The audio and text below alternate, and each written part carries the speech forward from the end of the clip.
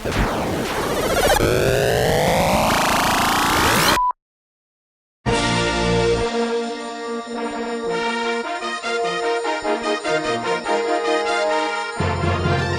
Wars Rogue Squadron for Nintendo 64. This is easily one of my favorite games for the platform. If you haven't played it before, just imagine if the Battle for Hoth and Shadows of the Empire were the whole game. Doesn't sound so bad. In December of 1998, over 20 years ago, I was so pumped. I had seen the special editions already, the Phantom Menace was right around the corner. Sadly, I wouldn't play Rogue Squadron until early 2000, when Costco sold the Star Wars Episode 1 Racer Bundle along with a copy of Rogue Squadron. Most impressive. Rogue Squadron's narrative was inspired by the X-Wing Rogue Squadron comics from Dark Horse, where the books tend to center around Wedge Antilles, set 1 year after Return of the Jedi. The game has you play as Luke Skywalker before the Empire Strikes Back. Now, I haven't read the comics, so I don't know how well this lines up. Regardless, I feel the story works well enough on its own and doesn't really clash with the movies.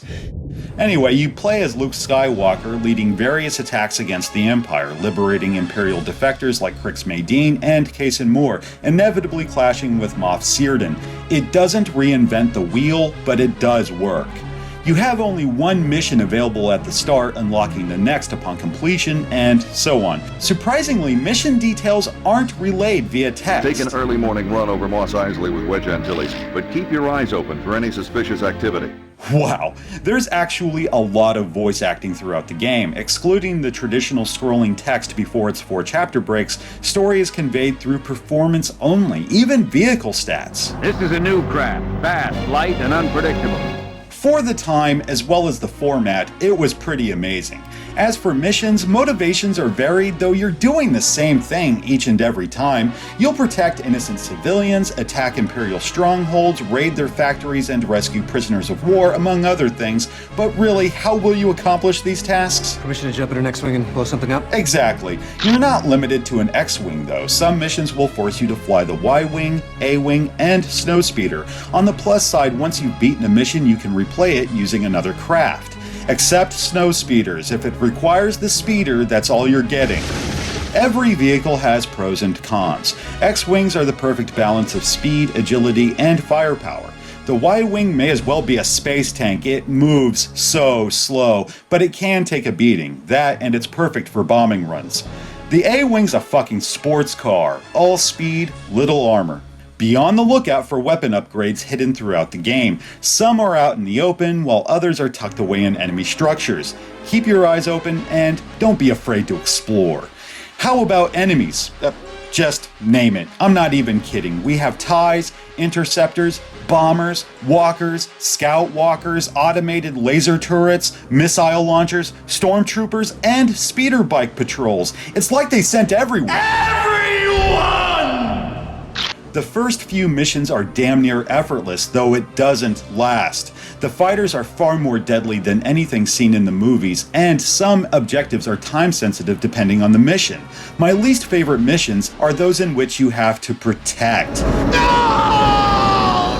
Escape from Fest is the hardest, having to escort friendly transports past walkers, bombers, and tanks. It's exceedingly frustrating in that it never lets up. First, you gotta free the transports, but you gotta take out the walkers beforehand. As soon as you're done with that shit, motorized turrets start picking off the transports while you're still trying to catch your breath. Just as you're about to pass out from sheer exhaustion, we get bombers. Battle above Talaran is a different story. The TIEs are even more aggressive and cunning, though it's not my reason for dreading this level. No, it's the hit detection. If you don't come at these gas containers at just the right angle, lasers pass through, often taking out friendlies in the process. It's fucking bullshit. Still, I love the fuck out of this game. It definitely makes me feel as if I'm part of the Star Wars universe. Blasting through waves of TIE fighters, tripping walkers, extricating freedom fighters, and yes, defending convoys is beyond fun. It's downright thrilling. The worlds you'll see are a sight to behold, from the desolate wastes of Tatooine and Kessel to the raging pools of magma on Sullust. I've seen plenty of huge environments on Nintendo 64, yet few look as lush. I feel it's safe to say that the visuals aged much better than Shadows of the Empire. Textures are sharper, ships are more detailed, explosions are bold and bright, light sourcing really pops during night missions. Really, she's a looker. Speaking of which, Rogue Squadron utilizes the 4MB expansion pack, minimizing those jaggies at the expense of frame rate. Music and sound effects are top notch. I feel like it speaks for itself, but the clarity is fucking phenomenal, especially if you have a surround sound setup. Really, it makes Shadows sound like an 8-track by comparison. Hi, Rosa, what are you doing? Playing with myself. I'm going in. Control is solid, very intuitive, and easy to grasp, so long as you're not one of those dolts that doesn't understand how to hold Bowser's foot. This is the last mistake you'll ever make. The lack of multiplayer is unfortunate, though it doesn't bother me too much since there's a shit ton of bonus content to be had. I now direct your attention to the mission stats. They're not for stroking your ego. Instead, you will earn bronze, silver, or gold medals based on your performance, which unlocks bonus missions. Getting silver or gold on these missions will then unlock bonus vehicles, like the TIE Interceptor or Han Solo's pride and joy, the Falcon. Don't get excited. If you're not up for the challenge, you can unlock everything using codes. In fact, that's the only way you can access certain things like the Naboo Starfighter from the Phantom Menace, along with, I shit you not, a fucking Buick. Yeah, don't ask. In my opinion, Rogue Squadron is the best Star Wars game on Nintendo 64. It may not have the variety found in Shadows of the Empire, but she's got it where it counts, kid. I said that.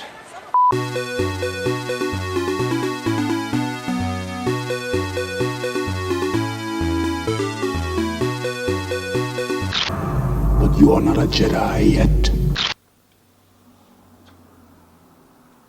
You're still here? It's over.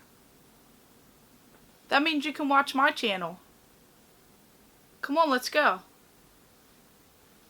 Come on.